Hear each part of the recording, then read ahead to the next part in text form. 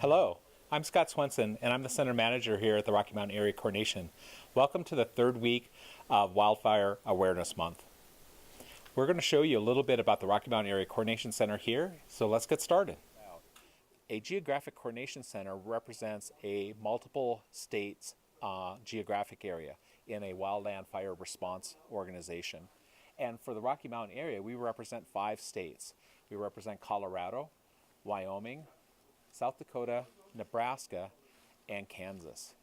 And within those states, we have multiple numbers of wildland fire response agencies. They represent the 5 states as state agencies. For example, the Colorado State Division of Fire Prevention and Control. It also represents Forest Service, the Bureau of Land Management, National Park Service, Bureau of Indian Affairs, as well as the Fish and Wildlife Service. All those agencies come together to support a framework of wildland fire response. Within our geographic area, the Rocky Mountain area, we have 14 total member agencies that represent the fire response organizations. Many of us, work for a federal agency. However, our state partners are intimately involved with the decision-making, resource allocation decisions, as well as the response processes at the Coordination Center that we work through. For example, one of the things that we want to share with you is how does a fire response look for a wildland fire? So let's say we have a wildfire that occurs down in the Pueblo zone. Pueblo is a dispatch center that has a responsibility of providing wildland fire response resources to whatever fires occur in that local area. If the fire's on private lands, we may see those local municipality and county wildland firefighters start to respond. Could be the local fire department.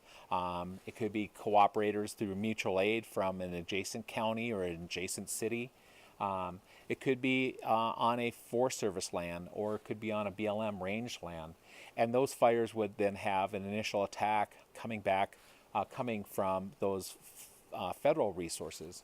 But once that fire reaches a certain point and those local initial attack resources are not able to suppress that fire, they may call for an extended attack. And that extended attack represents bringing in additional resources from surrounding areas. That could include then bringing, say, resources from Colorado Springs or Denver down to the Pueblo zone to work on a fire. Or it could include bringing aircraft or helicopters from Forest Service or BLM areas to help suppress that wildfire. And so that extended attack is a greater effort of resources. But it's still all managed within that Pueblo zone. And so when Pueblo Dispatch runs out of resources, or not so much runs out of resources, but begins to have resource needs that are not being met by their local and mutual aid partners, then they look at geographic area resources. We may have resources up in Fort Collins or over in Grand Junction that might be able to help respond to the fire that's in the Pueblo zone. Those resources could be interagency hotshot crews, or a large air tanker, or a Type 1 helicopter. Those types of resources are geographic in nature, and so those resource requests come up to the Coordination Center here at the Rocky Mountain Area Coordination Center. But I want to point out that this response is very coordinated. That effort that we do, both at that local level, at a geographic level, represents a pre-planned and highly coordinated effort to respond with the appropriate level of resources to suppress that wildfire. One thing that we look at as well is that at times when a lot of our area may have wildfires, we may not have all the resources across our geographic area to support that wildfire response.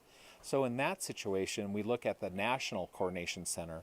So the Rocky Mountain area is one of 10 geographic areas in the United States. So to our west, we have the Great Basin. We have the Southwest below us.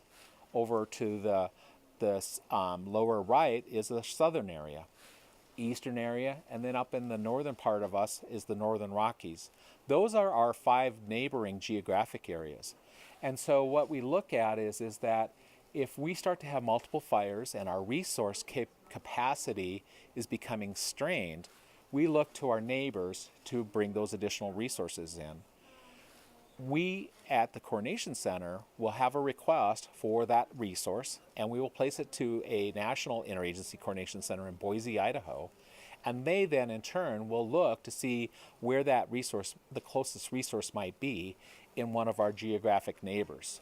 And so let's say there's a need for additional large air tankers. And right now, today is April 25th, those large air tankers might be down in the southwest coordination, the southwest geographic area, because they're in the middle, they're at the beginning stages of their spring and summer fire season.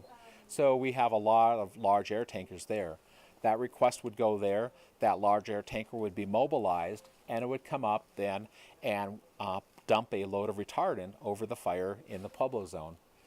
Because we have large air tanker reload bases, those resources would be able to go to the Pueblo reload base or to the Jeffco air tanker base and be able to reload that air tanker with additional retardant and be able to come back to the fire and drop additional loads of retardant.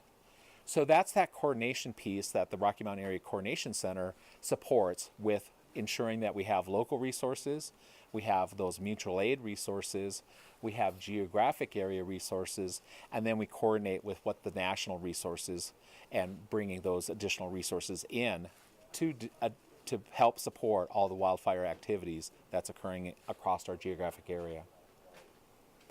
So when we look at this map in particular, one thing that I want to point out is that you see a lot of colors on this map. The Rocky Mountain area is pretty unique because we have a lot of area that's mountainous. And one concern that we have is when we have fires in high elevations, those fires require a certain type of performance of aircraft. And this actual map is a performance map. It indicates what types of helicopters will perform safely and effectively at high elevations. And so these purples represent some of the very highest areas of the state of Colorado. And you can see some up in Wyoming as well. Those purple areas require a very, very high performing type of helicopter or a fixed wing aircraft. And so the greens are lower area, yellows are a little bit in that medium range of elevation. But as you can see, when we go through parts of our coordination center, we have a lot of tools that we use to ensure that our response is safe and as well as effective. We have the right resource for the right reason at the right time to be able to suppress in the appropriate manner for this wildfire. Well, thank you all for watching our little video tour of the Rocky Mountain Area Coordination Center. As you can see, we have a lot of different things occurring here at the Coordination Center. That's what we do. We coordinate information, we coordinate fire resources, we coordinate ensuring that the right response is happening to the firefighters at that local fire that is occurring in Pueblo zone. So we appreciate your time and your patience. If you have questions, feel free to reach out to myself or to your local wildland fire response coordinator. They certainly have lots of information to provide you, and they can also let us know how we might be able to help support you. Thanks.